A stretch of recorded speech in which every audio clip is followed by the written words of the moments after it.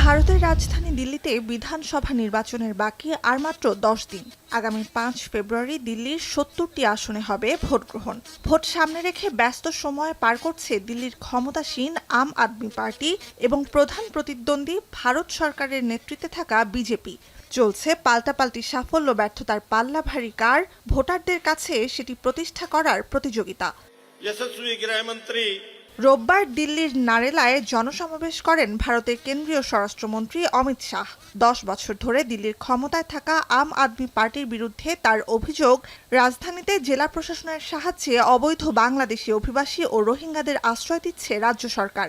আসছে সপ্তাহের ভোটে দিল্লির বিধানসভায় আধিপত্য পেলে দ্রুততম সময়ে রাজধানীকে বাংলাদেশি ও রোহিঙ্গা মুক্ত করার ঘোষণা দেন অমিত শাহ।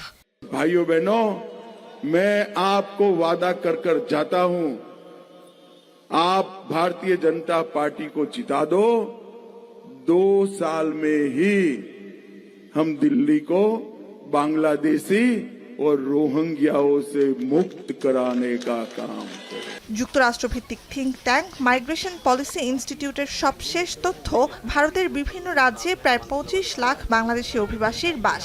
বৈধ অনুমতিপত্রবিহীন বাংলাদেশিদের প্রতি ভারতের বাক্যবান অবশ্য নতুন নয়। সংখ্যাগরিষ্ঠ সনাতন ধর্মাবলম্বীদের ভোট পাওয়ার জাতীয় কৌশল হিসেবে 80-র দশক থেকে অবৈধ বাংলাদেশিদের তাড়ানোর কথা বলে আসছে বেশ কিছু দল, যার পরিপ্রেক্ষিতে 90-এর দশকের শুরুতে দিল্লিতে অবৈধ বাংলাদেশি শনাক্তে এবং ফেরত পাঠাতে অপারেশন পুশব্যাক নামে অভিযান পরিচালনাও করে প্রশাসন। নুজহাত কামাল, এখন বিশ্ব। কালার এক্সপার্ট, জর্জ স্যাপ এবং মাইল্ড অন হ্যান্ডস টেকনোলজি সমৃদ্ধ অরিক্স ক্রিস্টাল ওয়াশ আপনার লন্ড্রি এক্সপার্ট।